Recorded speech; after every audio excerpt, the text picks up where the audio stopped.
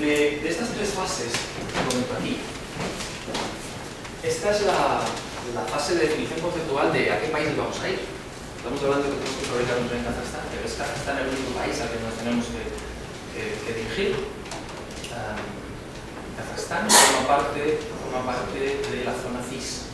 Saben ustedes que son los países de la antigua órbita soviética, por los cuales realmente tienen una unión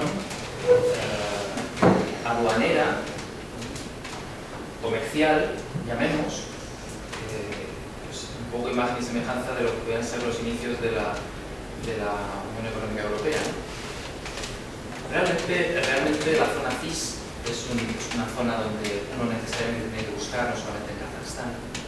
Es importante tenerlo en consideración porque el riesgo asociado a intentamos dar una cadena de suministro 100% local es tal que en absoluto se podrían cumplir los plazos de producción. Fíjense ustedes que aquí no estamos intentando importar textil o productos que de alguna manera tienen efectivamente la tensión del mercado, pero no tienen la tensión de una cadena de producción. Lo que estamos hablando es que hay unos plazos definidos para lo que es el montaje de una planta. Esa planta de fabricación tiene que empezar a entregar trenes a partir de tal fecha, que es finales de este año.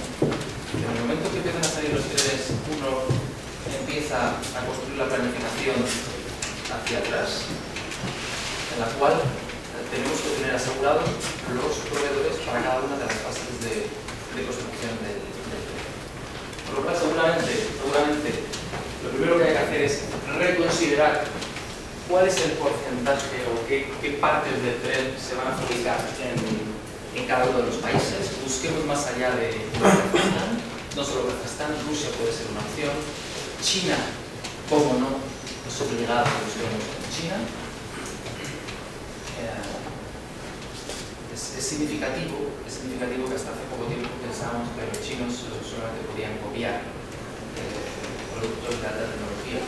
La realidad es que en la industria ferroviaria, a día de hoy, los chinos tienen una tecnología espectacular, que tienen fábricas que fabrican prácticamente todo tipo de componentes, que es cierto que las empresas europeas todavía tienen una ventaja competitiva, especialmente en los ámbitos de alta velocidad, pero que en general, para todos los eslabones de la cadena, China está absolutamente preparada en productos de alta tecnología ferroviaria.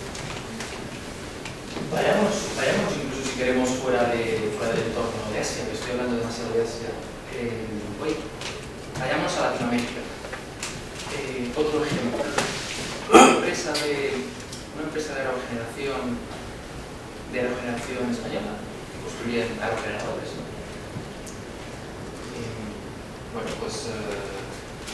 Estaba presentándose a concursos precisamente en Brasil.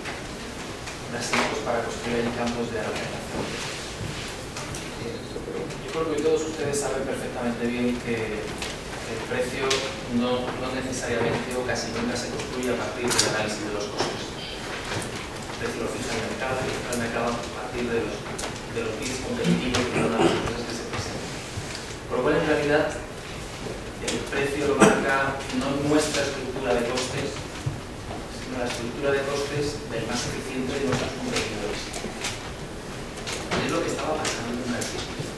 Esta empresa, cuando competía en Brasil, competía con empresas que tenían una estructura de costes más eficiente que ella, de tal manera que, por un motivo de alto mercado, era capaz incluso de estar pujando agresivamente para intentar tener contratos más allá de lo que le permitía su propia estructura de costes. En un momento dado hubo que hacer una reflexión, y la reflexión fue estupendo. Por razones comerciales hemos tenido que presentarnos a estos concursos, pero ahora hagamos un estudio serio de cuál es nuestra estructura de costes. Y al final el ejercicio fue precisamente ese estudio estratégico de analicemos qué componentes estamos trasladando desde España, analicemos qué componentes estamos produciendo en Brasil, analicemos los costes internos, digamos, de los diferentes proveedores, decidamos qué componentes del proyecto se van a fabricar en local y qué componentes se van a fabricar en España, analicemos muy bien todos los aspectos arancelarios, como no. Vamos a estar haciendo ese mix de producción local o producción española. Analicemos perfectamente bien si el impacto de los aranceles, en qué medida puede hacer que sean competitivos la fabricación local o no de ciertos productos. ¿Es Brasil suficientemente maduro para fabricar estas tecnologías? O incluso hablemos de costes que en ningún caso se pueden producir en España. Costes de instalación y transporte. Costes de transporte, no sé si son ustedes conscientes de una torre de aerogeneración. Los costes de transporte e instalación representan una parte más que significativa del coste total del proyecto.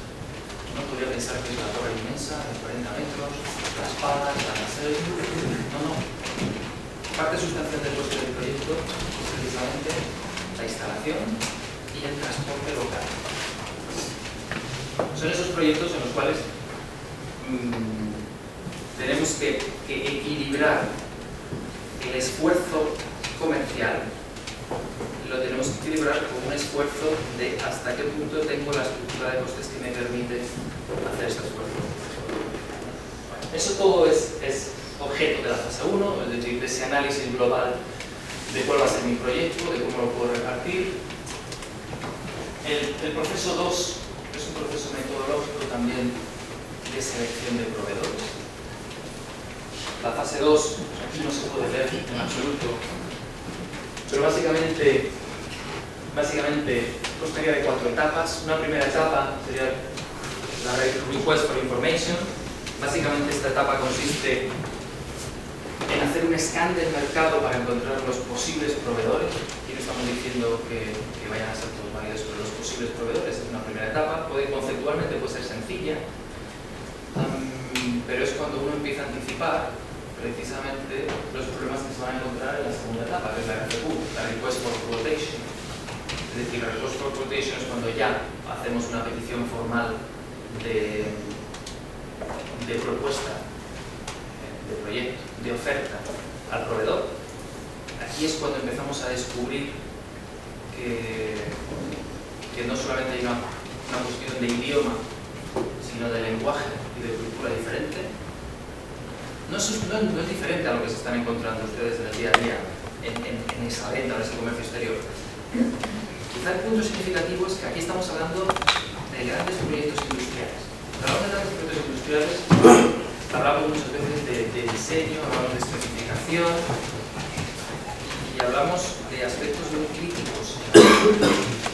Vamos a profundizar luego después, pero el problema de las especificaciones es un problema absolutamente crítico. Entonces no sé si han pensado en lo evidente que es fabricar un tren en Estados Unidos con un diseño español. ¿No es tan evidente? No es tan evidente. Seguramente son aspectos que hay que considerar desde la propia fase del diseño, antes ya del planteamiento del proceso de fabricación. Bueno, la segunda etapa, decía, la segunda etapa consiste en, después del filtro de empresas, que es la primera etapa, la Request for Information, el hacer un ejercicio ya mucho más concreto, mucho más específico, que es la petición específica de ofertas para cada uno de los componentes de las piezas que uno va a comprar. La cuarta etapa, como no, audits de calidad, tanto de lo que es el propio proveedor como de lo que es el propio componente a comprar, y obviamente la gestión de contratos. La tercera etapa es la propia implementación y el seguimiento de la cadena de suministro. Se puede hablar horas y horas, pero efectivamente hoy prefería centrarme en lo que es el aspecto de compra y selección de proveedores por no quedarnos al final en mucho abarcar. Yo les decía a ustedes, pongámonos a seleccionar proveedores, ¿no? Un proyecto singular, podemos estar hablando perfectamente de 10.000 referencias. 10.000 referencias. ¿Cómo organizo yo una búsqueda de proveedores para 10.000 referencias? Si tengo que entregar trenes al final del año. La cuestión es primera etapa que les hablaba al principio de entendamos los mercados, entendamos los países, veamos a dónde nos dirigimos. Lo que hay que hacer es un technology mapping, es decir, hay que identificar en realidad, más que buscar las 10.000 referencias primero, lo que hay que identificar son cuáles son las tecnologías que llevan aparejadas cada una de esas referencias. Y ese es un ejercicio que hay que hacer aquí, con los equipos de diseño. Seguramente esas 10.000 referencias pues, se traducen en 30, 40 diferentes tecnologías. Es lo que hay que buscar, la tecnología, ¿no? Pero es un aspecto importante, aunque parezca obvio, que por tener una lista de provisión todavía no sabe exactamente cómo empezar.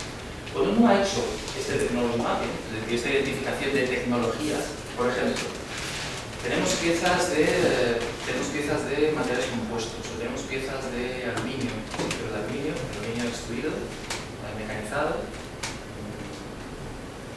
si es soldado, con qué tipo de certificaciones de soldadura. Es precisamente ese ejercicio que hay que hacer para luego después hacer el scan de proveedores de los diferentes mercados.